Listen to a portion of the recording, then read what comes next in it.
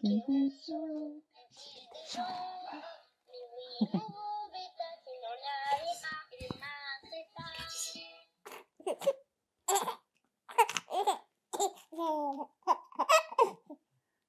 Je me suis quand même pas mal questionnée sur le fait de savoir si... C'était une de mes questions à la psychologue, de savoir si un père allait manquer à Noé. Et la psychologue m'a dit une phrase que je trouve très pertinente et assez juste et que je me répète quand même souvent aujourd'hui, c'est qu'en fait, on ne peut pas manquer de quelque chose qu'on n'a pas eu. C'est Noé, ça? Oui, c'est Noé, ça. C'est Noé, ça. Ce qui m'a motivée à devenir maman solo, je crois que la première chose, c'est principalement le désir profond d'avoir un enfant.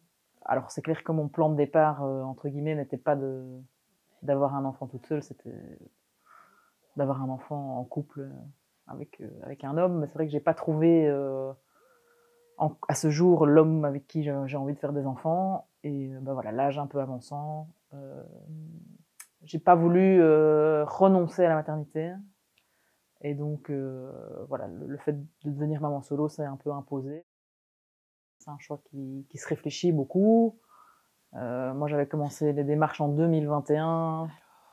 Et puis j'ai arrêté parce que je me sentais pas finalement prête, et donc j'ai recommencé en fin 2023. Donc c'est quand même un long processus, et c'est aussi un peu un deuil, un deuil de la famille biparentale. C'est pas un truc qui se fait du jour au lendemain, enfin en tout cas pour ma part.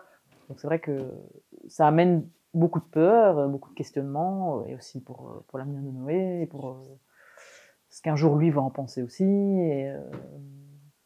Et même aussi le regard des autres, de l'entourage, de la société. Et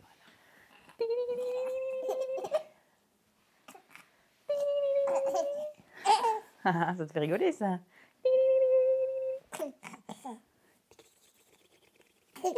J'ai toujours voulu des enfants. Quand j'étais plus jeune, je rêvais même d'en avoir 3 ou 4. Donc j'ai toujours voulu avoir des enfants. Et en fait, du coup, il y a un moment où je me disais, soit je fais le deuil de ne pas avoir d'enfants, soit je le fais autrement. Et je crois que je n'aurais pas su faire ce deuil, et je crois il m'aurait toujours manqué quelque chose. On va mettre ça. On va mettre ça.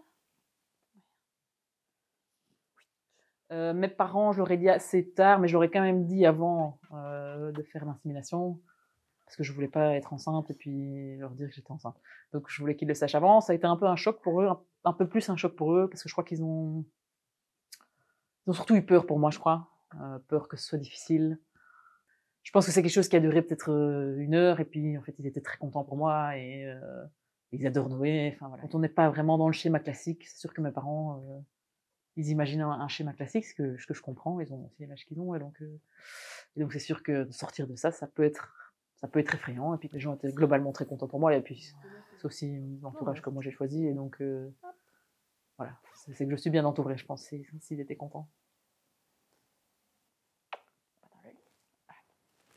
Comment je vis la maternité? Bah alors, c'est sûr que c'est pas tous les jours facile, hein. Mais c'est sûr que quand tu es seule, tout peut être un petit peu plus compliqué, hein. Tu peux pas le laisser 2 minutes à son papa, quoi. Donc c'est sûr que tout est un peu plus challengeant. Vraiment, c'est un bébé très calme, très gentil, il ne pleure pas des masses. Vraiment, j'ai de la chance. Est-ce qu'il le sent? Je sais pas, que je suis toute seule, mais en tout cas, on trouve un peu notre rythme. Alors tout n'est pas facile tous les jours, c'est certain. Il y a des jours où j'ai pas envie, hein, mais c'est comme ça, c'est un choix que j'ai fait. Et crier ainsi, serre, ouvre-moi.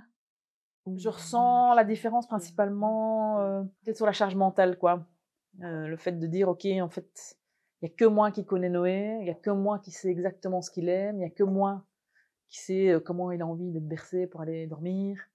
Ça, c'est quelque chose que je savais peut-être pas trop anticiper, c'est le fait de ne pas avoir quelqu'un qui connaît aussi bien Noé que moi. Je suis sa seule personne de référence. C'est parfois un peu effrayant.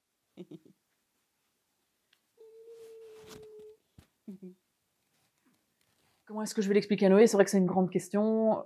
Enfin, c'est une grande question, non. Alors, ce qui est sûr, c'est que je ne lui cacherai jamais, ça c'est évident. Il connaîtra directement son histoire, et de toute façon, il y sera vite confronté, parce qu'il n'a pas de papa, il n'en aura jamais.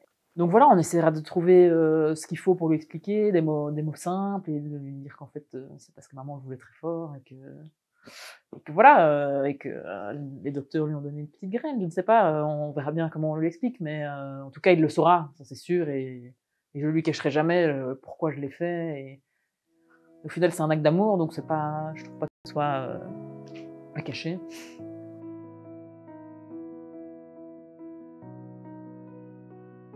Moi, c'est Margot, et j'ai un petit garçon qui a 4 mois et qui s'appelle Noé, qui est l'amour de ma vie.